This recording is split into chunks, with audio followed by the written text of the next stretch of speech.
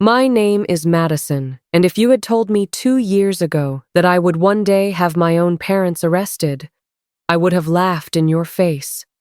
But life has a way of teaching you that sometimes the people who should love you most are the ones who hurt you the worst. During the Christmas holidays, our whole family had been clamoring to go skiing in Park City for New Year's. Without hesitation, I booked our flights and reserved rooms at one of the best resorts in the area. I had worked overtime for 3 straight weeks to clear my schedule, and despite the holiday surge pricing, I spared no expense to make sure we would have the perfect family vacation. But on the day of departure, after waiting for hours at the airport gate, I found myself scrolling through Instagram only to discover a post from my sister Brittany. She was lounging on a beach in South Padre Island, her caption reading, "Winter should be spent in warm places like this. Thank you, Mom and Dad, for the most amazing spontaneous getaway ever." Panic washed over me as I frantically dialed their number, demanding to know why they had changed our plans without telling me. My mother Pat's irritated voice crackled through the phone, dripping with annoyance. "Madison, you know perfectly well that Brittany can't stand the cold. What were you thinking, trying to drag her to some frozen wasteland? I don't know what kind of twisted satisfaction you get from that." Her voice grew sharper as she continued. "People need to think about others, not just themselves. Consider this a lesson for you. Go to Park City by yourself if you want, but don't waste the money on those tickets." Just then, my phone buzzed with a text notification. It was a credit card alert showing an $88,000 charge at a luxury boutique in Miami. Without a moment's hesitation, I dialed my bank's fraud hotline. "Hello, I need to report unauthorized charges on my credit card. Please freeze the account immediately and file a police report. The charges were made in South Padre Island, but I'm currently at the airport in Denver." The customer service representative's tone immediately became serious. "Ma'am, are you certain you want to proceed with freezing the account? This charge was made at a high-end shopping center in Miami. If this is indeed fraud, we will activate our security protocols and contact law enforcement right away." I looked toward the gate for my Salt Lake City flight, my voice steady as steel. "I'm absolutely certain. The card is in my possession here in Colorado, and any purchases made in South Padre Island were not authorized by me. Please contact the police immediately." After hanging up, I took a deep breath. My phone vibrated with a text from the bank confirming the account freeze and providing a police report reference number. Almost instantly, another notification popped up on Instagram. Brittany had posted a new set of photos showing her in a bikini and designer sunglasses, proudly displaying the $88,000 Chanel handbag she had just purchased with my card. Her caption was like a slap in the face. "Finally free from my dreary older sister. Texas sunshine is where I belong. Thanks, Mom and Dad, for spoiling me rotten. Love you both to pieces." In the background, I could see our parents grinning widely, raising margaritas in celebration, looking completely carefree and satisfied with themselves. Originally, it had been the 3 of them who had spent hours watching promotional videos on their phones, insisting they wanted to experience Utah's powder snow and ride snowmobiles through the Rockies. I thought it would be wonderful to give our parents their first skiing experience and show them the magnificent winter landscape of the Rocky Mountains. Despite the Christmas season pricing that had doubled the cost of flights and accommodations, I had booked us into Park City's premier resort and purchased VIP passes for the ski slopes. I had even worked 3 consecutive all-nighters to finish my pending cases early, just so I could take these few precious days off. And this was the thanks I got? They had secretly canceled their portion of the trip simply because Brittany complained about the cold. then used my supplementary credit card to fly off to Texas without so much as a phone call to let me know. If I hadn't stumbled across that Instagram post, I would still be standing at the airport like a fool, having them paged over the intercom. The boarding announcement echoed through the terminal once again. Since they clearly didn't appreciate what I had planned, I decided I would go and enjoy it myself. I wheeled over the suitcase that had been packed with warm clothes for all four of us and began methodically removing the ski jackets, thermal underwear, and winter gear I had specifically purchased for them, tossing each item into the nearest trash bin. I kept only my own belongings, then walked alone toward the gate for my flight to the mountain city. When the plane touched down in Salt Lake City that evening, I immediately powered on my phone to find it completely overwhelmed with missed calls and unread messages. After waiting several minutes for it to stop freezing, I opened a few of the voicemail messages to hear my mother's hysterical voice screaming through the speaker. "Madison, have you lost your mind? How dare you call the police on your own family? You need to tell them right now that this is all a misunderstanding. That's your sister. Are you trying to destroy us? $88,000. The police said we could go to prison." I let out a cold laugh and ignored the string of frantic accusations. Instead, I called the Texas Police Department back. "This is the cardholder speaking," I said calmly. The officer on the other end sounded stressed. "Ma'am, we have 3 suspects here claiming to be your parents and sister. They're extremely agitated, and we're wondering how you'd like to proceed." "Officer," I interrupted, my voice frighteningly calm. "While they are indeed my biological family members, my credit card was never authorized for their use, especially not for such a substantial purchase. If they cannot provide documentation of my explicit authorization for these charges, then this constitutes theft." There was a brief silence on the other end. "Understood. We'll proceed according to the law." I could easily picture my mother throwing a tantrum, pointing her finger at the officers and screaming that spending her daughter's money was her God-given right.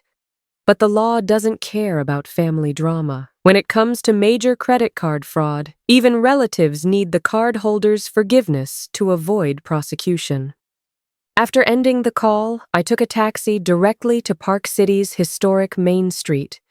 Even though I was alone, I was determined to treat myself well. I ordered a hearty beef stew, creamy mushroom soup, and a rich hot chocolate. As I bit into the marshmallow floating on top of my drink, warmth spread through my entire body. That's when my mother called again. "Madison, you ungrateful monster! Are you trying to kill your own family?" Through the phone, I could hear police sirens in the background, along with Brittany's hysterical sobbing. "What exactly have I done wrong, Mom?" I asked casually, while cutting into my beef. "Don't play innocent. The police are about to arrest your sister. They're saying she committed credit card fraud. You need to tell them right now that you gave us permission to use that card." I chuckled softly. "Mom, when making accusations, you need evidence to back them up. I booked tickets for Park City, and my credit card was intended for expenses in Park City. You stole my card, snuck off to Texas behind my back, and charged $88,000. If that's not theft, what would you call it?" "I'm your mother. She's your blood sister." "Even biological siblings keep their finances separate," I replied, my voice turning ice cold. "Ever since I can remember, whenever Brittany wanted something, I was expected to be the one who sacrificed. 3 years ago, when Brittany wanted a car, you forced me to pay the down payment. When I didn't want to give her money, you called me ungrateful. Later, when Brittany wanted plastic surgery and stole my debit card, I threatened to call the police, and you threatened to kill yourselves. This time, I've had enough. Since you all think Texas is so warm and wonderful, you can stay nice and cozy in their jail cells." I hung up and immediately blocked the number. The tourists around me continued their cheerful conversations while I sat there with tears threatening to spill from my eyes. I thought that would give me some peace for a while, but less than 10 minutes later, my Uncle George called, his voice heavy with the tone of a family mediator. Madison, honey, listen to your uncle for a minute. Families don't hold grudges overnight. You've gotten your sister arrested, and now how is she supposed to face the relatives? How can your parents hold their heads up in public? Uncle George had always been the family's so-called peacekeeper, though really, he was just skilled at taking sides. Standing on the cobblestone streets of Park City, watching the snow fall around me, I responded firmly. Uncle George, when Brittany charged $88,000 to my card, did she think about how I was supposed to make ends meet? When she posted that mocking Instagram story, did she consider my feelings? My uncle sighed deeply. She's still young and doesn't understand these things. As her older sister, you should... I cut him off. She's 25 years old, Uncle George. When I was 25, I had already paid off $300,000 in family debt. This matter is not up for negotiation. I paused, then added, unless... Uncle George quickly asked, unless what? Unless they pay back every penny of that $88,000. The moment that money hits my account, I'll provide a statement of forgiveness. Uncle George gasped on the other end. You're taking advantage of their desperate situation. I'm taking back what belongs to me, I said firmly. Tell them they have exactly 10 minutes. After that, I won't get involved in this matter again. I hung up and continued walking down the street.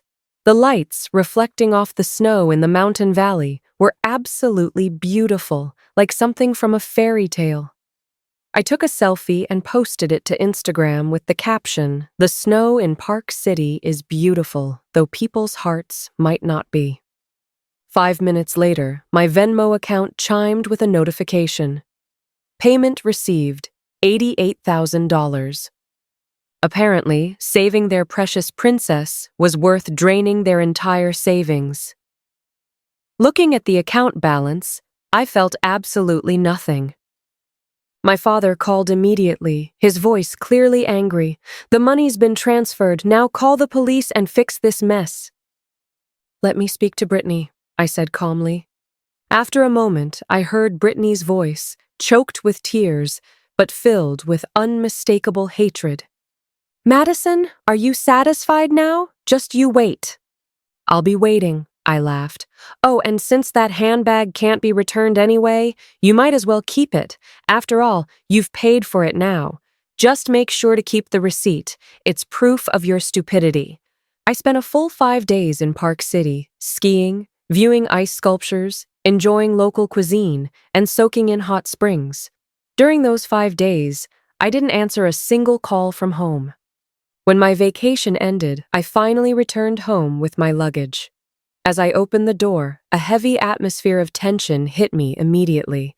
The living room was packed with people, my parents, Uncle George, Aunt Dorothy, and Brittany, whose eyes were swollen like walnuts from crying. This gathering was even more dramatic than I had expected.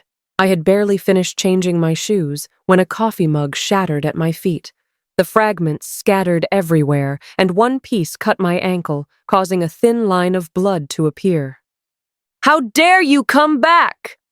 My father slammed his hand on the table and stood up, his face turning purple with rage.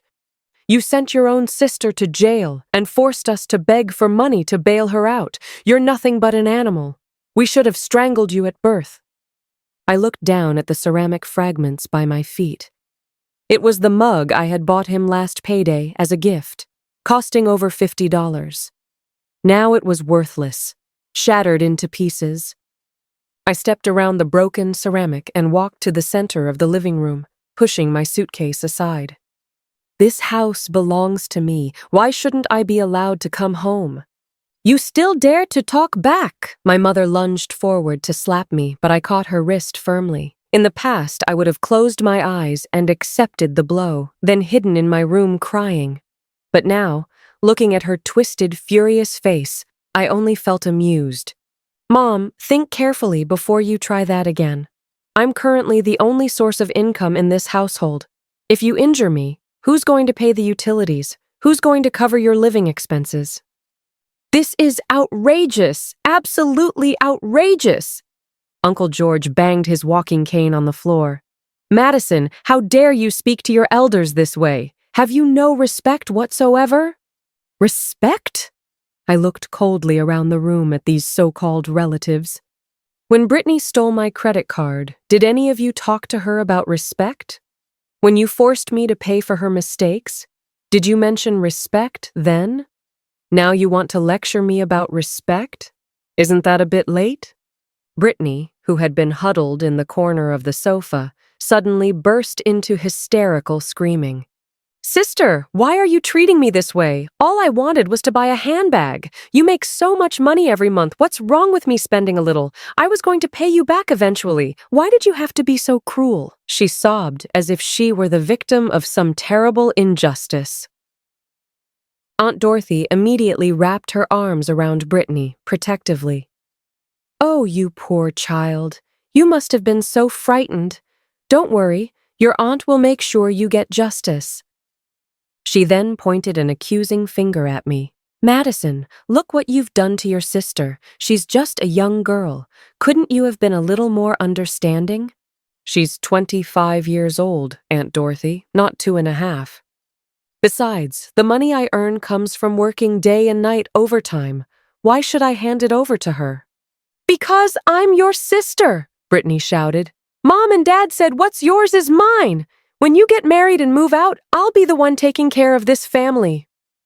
I was so angry I had to laugh. Taking care of this family? By charging credit cards? By living off our parents?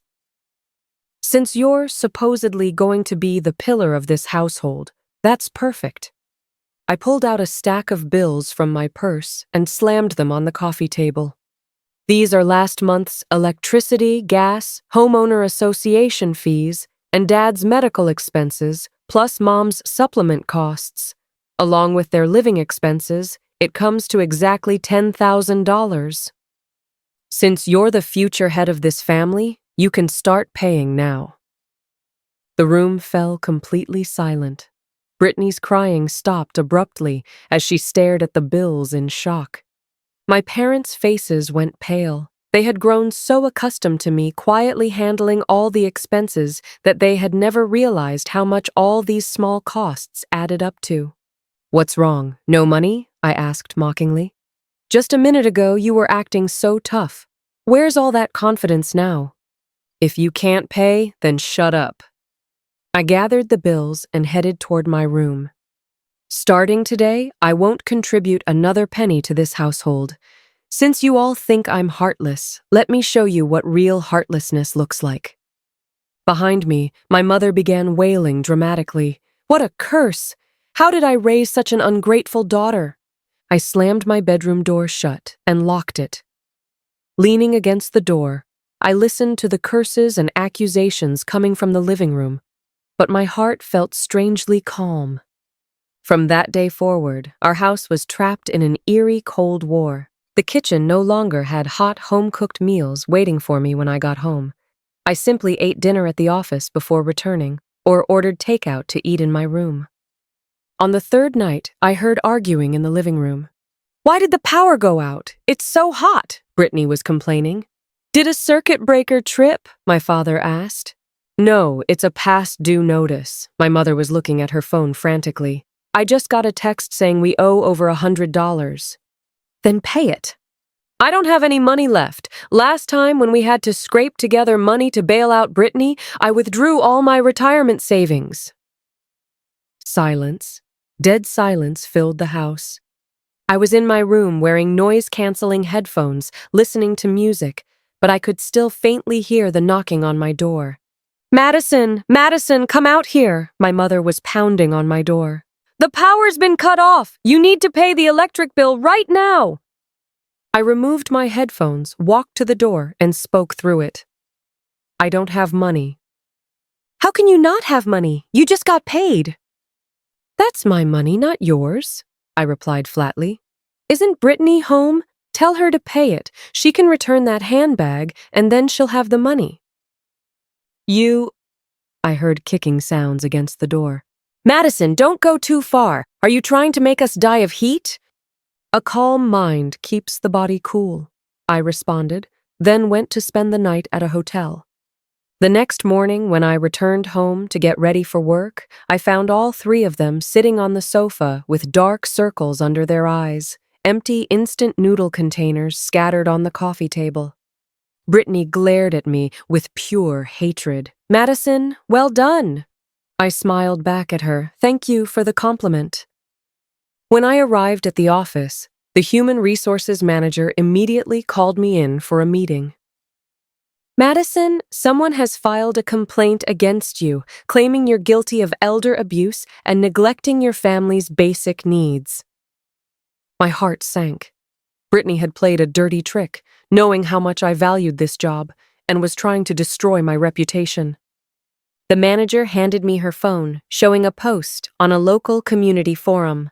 The headline read, "High-paid professional shows no heart. While her parents eat instant noodles, she vacations in Park City." The post painted me as a heartless vampire, claiming I had drained my parents' retirement funds for my vacation and then cut off their utilities when I returned home. Below were photos of me skiing in Park City, alongside pictures of my family lighting candles during the power outage. The comment section was filled with vicious attacks. How does someone like this get to be a manager? Let's expose her identity, ruin her reputation. Looking at those hateful words, my hands trembled slightly. Brittany, if you want to play dirty, then let's play for real. This is a family matter, but I have evidence proving these are false accusations, I told my manager. I looked up with determination in my eyes. Give me half a day off. I'll resolve this situation. My manager studied my face and nodded. I trust your character, but the company doesn't want any trouble. Handle this quickly. I left the office and went straight to the police station, where I requested copies of my previous fraud report, bank transfer records, and the receipt for the $88,000 purchase. Then I went to the property management office and printed out records of all the utility and HOA fees I had paid over the past several years. Back home, I opened my laptop and began writing my response. The title was simple: The Truth About the Heartless Professional, an $88,000 handbag and $200,000 in family debt. I methodically presented all the evidence, including screenshots of Brittany's Instagram post from South Padre Island and photos of her carrying that Chanel handbag. I also included bank statements showing all the money I had used to pay off family debts. At the end of my post, I wrote, "If the price of being a good daughter means being bled dry to the last drop, then I'd rather be a heartless monster." My post exploded online within 2 hours. After all, people love a good plot twist. Those who had been attacking me immediately switched sides. Oh my God, this sister is absolutely shameless, stealing her sister's money to buy handbags and then stabbing her in the back? These parents are toxic too, playing such extreme favorites. This girl is a victim. She should cut ties with this family immediately. Some people even tracked down Brittany's social media accounts and left angry comments. Her influencer friends unfollowed and blocked her one by one. The wealthy lifestyle persona she had carefully crafted crumbled overnight. When I came home that evening, the atmosphere was even more hostile than before. Brittany was sitting on the floor crying, her phone thrown aside with a cracked screen. "Madison, you've ruined me. You've destroyed everything." When she saw me enter, she lunged at me like a wild animal, trying to scratch my face. I was ready for her attack and dodged to the side, then stuck out my foot to trip her. She fell awkwardly to the floor, hitting her forehead on the corner of the coffee table and immediately developing a large bump. "Ah, she's trying to kill me!" My mother screamed and rushed to hold Brittany, pointing at me accusingly. "You monster! You won't be satisfied until your sister is dead, will you?" I looked coldly at this theatrical performance. She spread lies online trying to destroy my career. I simply told the truth. The truth? Don't you know that family problems should stay within the family? My father was shaking with rage. Now the whole neighborhood knows our business. How can we show our faces in public? That's your problem, I said, walking toward my room. Oh, and given your performance today, I won't be providing next month's living allowance either. You wouldn't dare. My father grabbed an ashtray and hurled it at me. This time I didn't dodge. The ashtray hit my shoulder, causing sharp pain, but I didn't even flinch. I picked up the ashtray and weighed it in my hand. That throw just severed our last father-daughter bond. I looked at him with eyes devoid of any warmth. Starting tomorrow, I'll contact a lawyer to draft a family disownment agreement. I made the down payment on this house, and I've been paying the mortgage. You have 1 week to move out. They all stared at me in shock. Apparently, they had never imagined that Madison, who had always been so hardworking and submissive, would actually kick them out. What did you say? My mother looked at me in disbelief. I said, this is my house. Please get out. I walked into my room and locked the door behind me. That night, I slept more peacefully than I had in years. Taking control felt wonderful. The next day was Saturday. I expected them to continue their tantrum, but when I opened my bedroom door that morning, I was greeted by the familiar aroma of fresh coffee. The dining table was set with an elaborate breakfast: pancakes, bacon, scrambled eggs, and my favorite Starbucks coffee. My mother emerged from the kitchen wearing an apron, her face filled with maternal warmth. Madison, you're awake. Come eat while it's hot. Mom got up early, especially to make this for you. My father sat on the sofa reading the newspaper, and when he saw me, he cleared his throat awkwardly. Come have breakfast. Even Brittany sat quietly at the table with downcast eyes. Although her face was still swollen, she didn't dare glare at me. This sudden display of family affection gave me goosebumps. When the harsh approach didn't work, they were trying the soft approach. I pulled out a chair and sat down without touching my fork. Just tell me what you want. My mother wrung her hands together, forcing a smile. Look at you, acting like we're strangers. Families don't hold grudges overnight. Your father was impulsive yesterday, and Mom apologizes on his behalf. That's right, sister, Brittany chimed in with a sweet voice. I know I was wrong. I shouldn't have posted that Instagram story or asked for that handbag. Please don't make us move out, okay? As she spoke, tears began forming in her eyes again. If I didn't know her true nature, I might have been fooled by this performance. But I knew this family too well. When something seems too good to be true, there's usually a catch. I won't make you move out, I said, leaning back in my chair with my arms crossed, but we'll need to sign an agreement. What kind of agreement? My father set down his newspaper suspiciously. First, all household expenses will be split equally from now on. The 3 of you versus me alone means you pay 3/4 of utilities and fees. Second, Brittany must find a job within 3 months, or she moves out. Third, no more interference in my personal life, and stay out of my room. My mother's expression flickered, but she maintained her smile. Of course. Whatever you say, we just want our family to stay together. They agreed so quickly. My internal alarm bells were ringing. This was definitely a trap. Sure enough, halfway through breakfast, Brittany suddenly clutched her stomach, her face turning pale. Oh, my stomach hurts! My mother panicked. What's wrong, Brittany? Did you catch cold last night? No, it hurts so bad. I think it might be appendicitis. Brittany writhed on the floor in pain, breaking out in a cold sweat. Quick, we need to get to the hospital. My father jumped up frantically. Although I suspected she might be acting, her symptoms looked genuine, and this could be life-threatening. I called 911.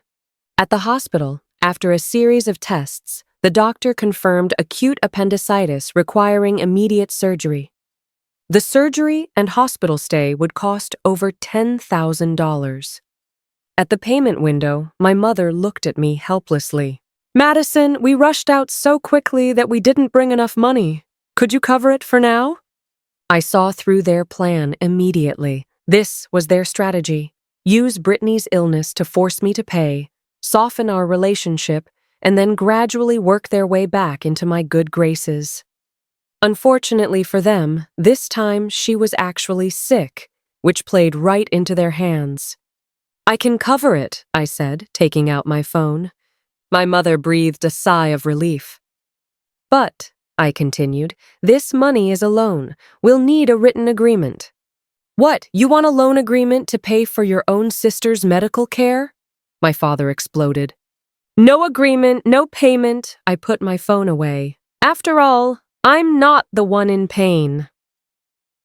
Outside the operating room, Brittany was suffering terribly while the doctor urged us to pay quickly. Finally, my father gritted his teeth and wrote out a $10,000 IOU, complete with his thumbprint. I took the piece of paper and went to pay the fees. Looking at that thin piece of paper in my hands, I smiled coldly. This $10,000 had bought more than just surgery. It had purchased the end of their last illusion. They thought that by showing weakness, I would transform back into their personal ATM. They were dreaming. After Brittany was discharged, she behaved herself for a while. But soon enough, she brought home a man. His name was Tyler Brooks, and he claimed to be a wealthy investor. He drove a Tesla, wore a Rolex, and dressed head to toe in designer brands. He brought whiskey for my father, supplements for my mother, and even a skincare set for me. "Sister, Brittany talks about you all the time. You're the backbone of this family, and I appreciate how hard you work," Tyler said with a charming smile. He seemed like a perfect gentleman, but something felt off. His eyes were too shifty, constantly appraising people as if calculating their worth. Also, I thought I had seen that Tesla's license plate in a car rental company advertisement somewhere. Brittany clung to his arm, radiating happiness. "Sister, Tyler says he's going to take me to Europe and buy me a house. Then I'll take Mom and Dad with me so they can live in comfort without bothering you." She was showing off, essentially saying, "See, I can live well without you, even better than you." My parents beamed with joy, calling him their wonderful son-in-law at every turn. During dinner, Tyler casually mentioned his business ventures. "I have a big project coming up, investing in Bitcoin. The returns are excellent, but I'm a bit short on capital at the moment. It's no big deal, though. I've almost raised enough.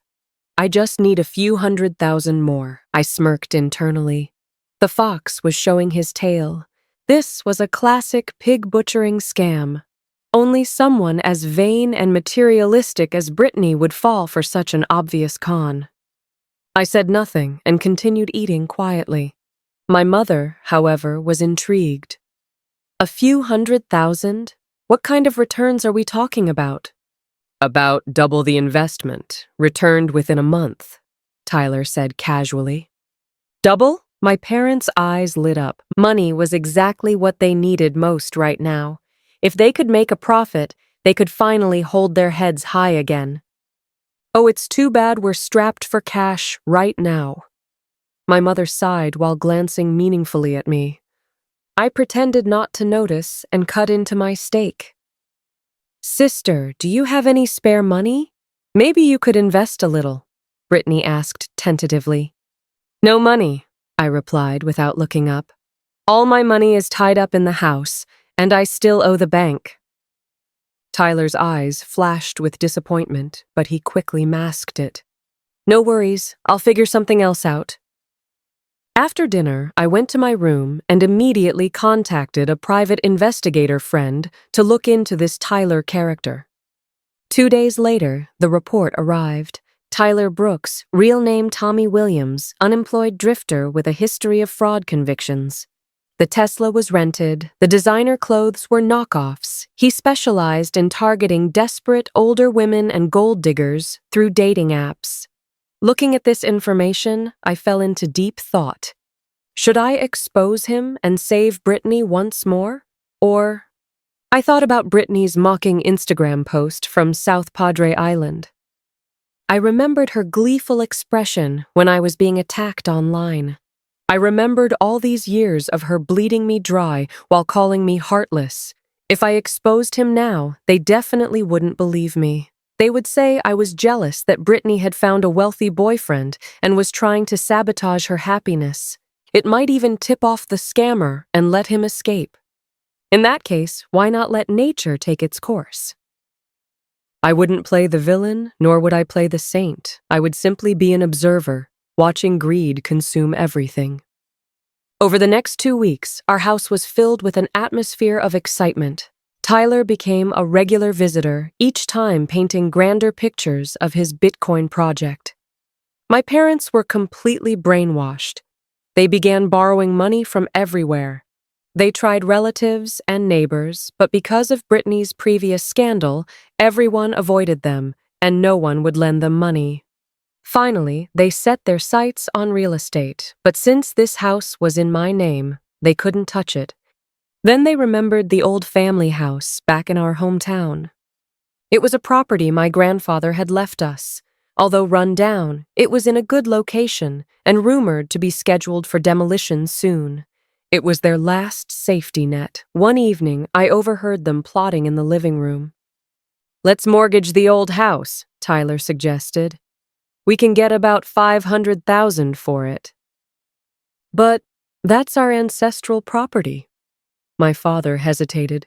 "Dad, you can't catch a wolf without sacrificing the sheep," Brittany said urgently. "Tyler says once we make money, we can buy a mansion. Who would want to live in that old dump? Besides, Tyler said we'll get our money back in a month, then we can pay off the mortgage." "That's right, Uncle. This opportunity is once in a lifetime," Tyler pressed on. "If it wasn't for Brittany, I wouldn't even include you in this deal." My mother slapped her thigh decisively. "Take the risk. Fortune favors the bold. Let's do it." Sitting in my room, listening to their conversation, a cold smile crept across my face. This is human nature. Greed makes people lose all reason. The next day, they took the property deed and followed Tyler to his supposed investment company. It was actually just a loan shark operation. They got $500,000 in cash and transferred it directly to Tyler. Tyler gave them a fake investment agreement with a counterfeit seal. The family was overjoyed, already envisioning mansions and luxury cars beckoning to them. They even improved their attitude toward me significantly. "Madison, once we make our money, we'll pay you back everything we owe. You don't need to work so hard anymore," my mother said with an air of superiority. "Girls should find good men to marry, like Brittany did." I smiled. "I wish you prosperity." Watching them bask in their fantasy, I knew their awakening was near. But I hadn't expected Tyler to be even more ruthless than I imagined. He didn't just steal the $500,000, he also convinced Brittany to take out $300,000 in online loans using her name. His reasoning was, let's round it up to make even more money. Brittany was so intoxicated by dreams of wealth that she didn't hesitate. Now, with principal and interest, they owed nearly $1 million, and I witnessed all of this happening. 2 weeks later, Tyler disappeared. His phone was disconnected, WhatsApp blocked. When they went to his supposed company address, they found it was just an empty shell that had been abandoned long ago. At first, Brittany comforted herself. Tyler must be traveling abroad for business and has poor signal. Until the loan sharks came knocking. That night, our front door was splashed with red paint. Several tattooed thugs blocked our entrance with a megaphone shouting, "Brittany, pay your debts! It's only right! If you don't pay up, we'll sell you to a brothel." Neighbors gathered to watch and gossip. My parents cowered inside, too frightened to make a sound, while Brittany huddled in a corner trembling. "How could this happen? How could this happen?" she mumbled, pale as a ghost. "Tyler wouldn't cheat me. He's a rich kid." "Rich my foot!" I emerged from my room and threw the private investigator's report in her face. "Tommy Williams, professional con artist. Your Tyler is probably in Mexico by now." Brittany picked up the report with shaking hands, glanced at it, let out a piercing scream, and fainted. My mother rushed to revive her while crying hysterically. "My 500,000! My old house!" My father collapsed onto the floor, seeming to age 10 years overnight. The debt collectors outside continued their threats. "Open up! If you don't open the door, we'll break it down!" Bang, bang, bang! The security door shook from their pounding. "Madison! Madison! You have to think of something!" My mother grabbed my pants leg like a drowning person grasping for a lifeline. "You're the most capable one in this family. You must have a way to save your sister and save our home." I looked down at her, my eyes as calm as still water. "There's only one solution." "What is it? Tell us. We'll do anything to save our lives." "Call the police," I said. "Although the money probably can't be recovered, at least it proves you were victims of fraud, which might buy you some time." "What good is calling the police? The money is gone," my mother wailed in despair. "Then sell the house." I surveyed the room. "Although this house is mine, I could sell it." My parents' eyes lit up. "Really? You'd sell the house to help us pay off the debt?" I laughed. "No. I mean, I'll sell the house and take the money to start fresh somewhere else. As for you, you can fend for yourselves." "What are you saying?" My father's eyes bulged. "You're going to abandon us?" "Why should I help?" I shot back. "When you decided to mortgage the old house for $500,000, did you ask me?" When Brittany took out $300,000 in online loans for her boyfriend, did she think about the consequences? "I'm a human being, not a deity, and certainly not your personal ATM." Now the loan sharks are after Brittany. The mortgage is on the old house. None of this has any legal connection to this house. So I'm selling this house, moving away, and getting far from you vampires. I dialed my real estate agent. "Hello, Mr. Johnson? I've decided about that house. Drop the price by 10,000. I need to sell quickly." After hanging up, I looked at these three people whose faces had turned ashen. "You have 3 days to move out. Otherwise, the next people who come might not be loan sharks, but court enforcement officers." This time, there was no room for negotiation. I turned and went to my room to start packing. This time, my suitcase was filled only with my belongings. My heart was finally completely free. 3 days later, the house sold at the fastest possible speed. The buyers were a young couple who paid cash and handled the paperwork quickly. Moving day was rainy and gray. The loan sharks were still stationed downstairs. I hired several security guards to escort me during the move. Brittany and my parents didn't dare leave the house because if they showed their faces, they would be caught by the creditors. Looking at the empty house, I felt no nostalgia whatsoever. Before leaving, I placed a key on the coffee table. "This is the key for the new owners. You can handle the transition yourselves." "Madison, are you really going to be this heartless?"